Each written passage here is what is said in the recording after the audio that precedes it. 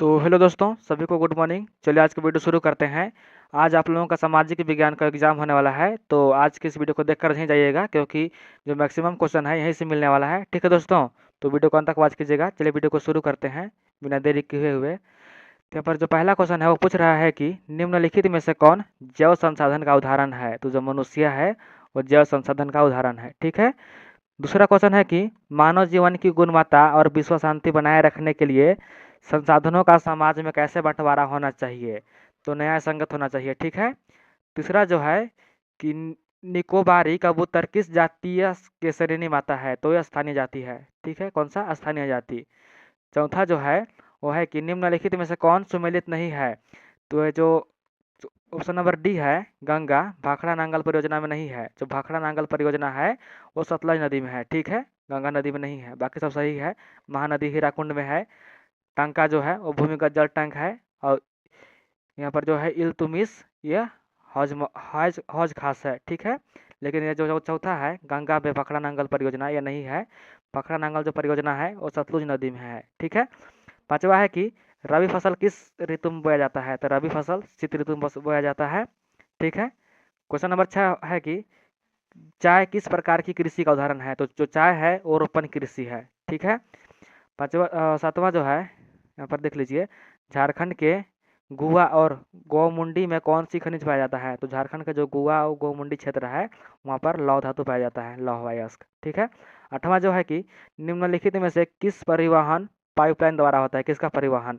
तो पानी का भी होता है, कच्चा तेल का भी होता है, पेट्रोल का भी होता है, यानी कि सभी हो जाएगा। इनमें से सभी का परिवहन पाइपलाइन द्वारा होता है। ठीक है। क्वेश्चन नंबर 9 है कि हमारे देश की 22 प्रमुख भाषाओं का संविधान के किस अनुसूची में रखा गया है। तो 8वीं अनुसूची में रखा गया है 22 भाषाओं का।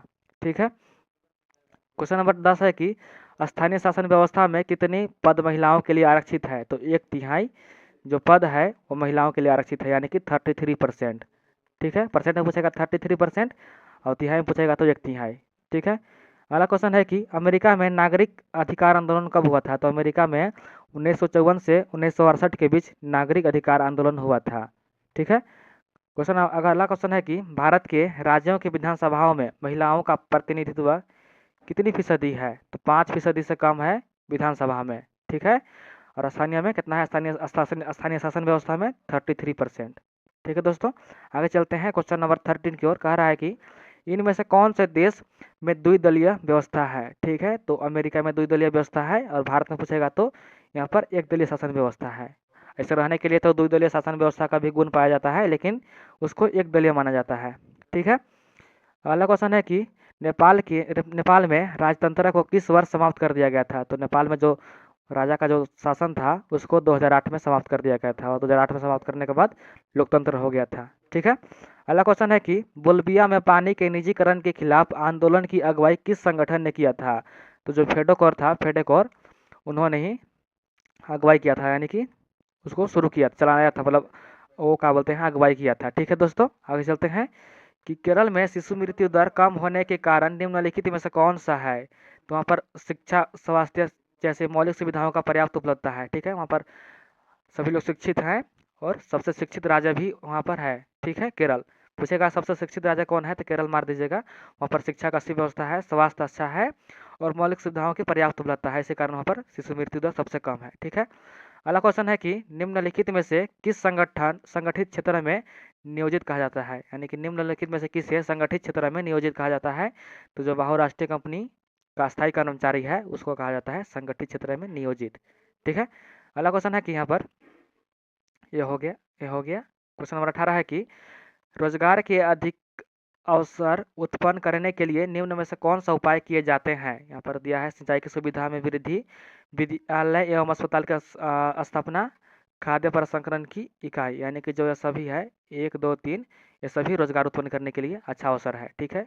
सिंचाई की सुविधा, विद्यालय के अस्पताल की स्थापना, खाद्य प्रसंस्करण की इकाई। ठीक है दोस्तों, आगे चलते हैं क्वेश्चन नंबर 19 की ओर। कह रहा है कि निम्नलिखित में से कौन से एजेंसी भारत सरकार की ओर से करेंसी नोट जारी करता है। तो जो आरबीआई है, भारतीय रिजर्व बैंक, वो पैसा छापने का काम करती है। ठीक है।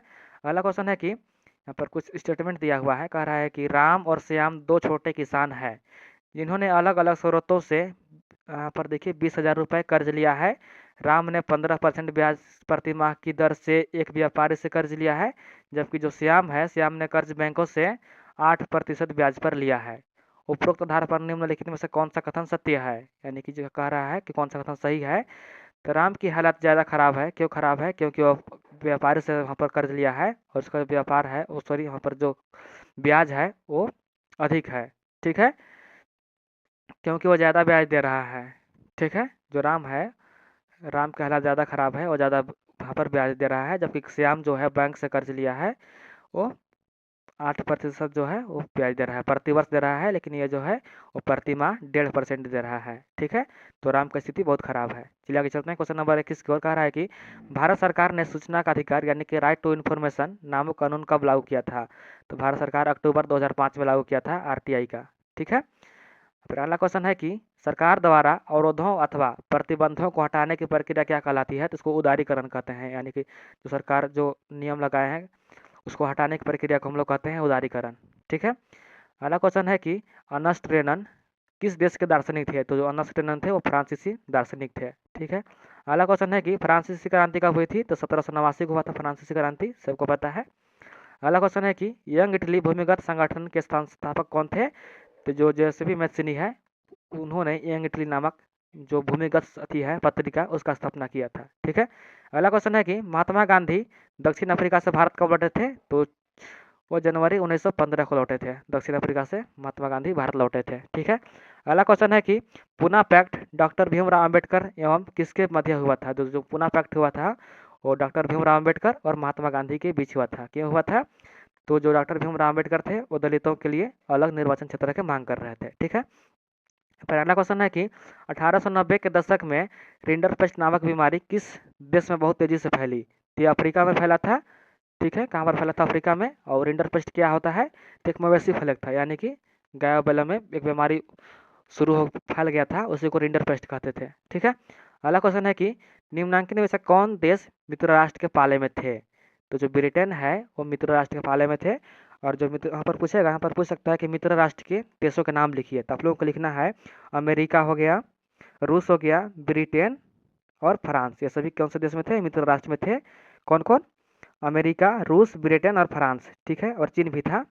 और यदि यहाँ पर पूछेगा कि जो ध्रुवीय राष्ट्र थे, ध्रुवीय राष्ट्र में कौन कौन थे? तो जर्मनी हो गया, जर्मनी, ठीक है, जर्मनी हो गया, इटली हो गया और जापान हो गया। जर्मनी, इटली और जापान, इसको याद कर लीजिएगा। ये ध्रुवीय शक्तियाँ में थे। जब द्वितीय विश्व युद्ध हो रहा था तब जो पूरा विश्व था वो दो खेमा में बट गया था। एक तरफ था मित्र राष्ट्र जिनमें थे अमेरिका, रूस, ब्रिटेन, फ्रांस और चीन था।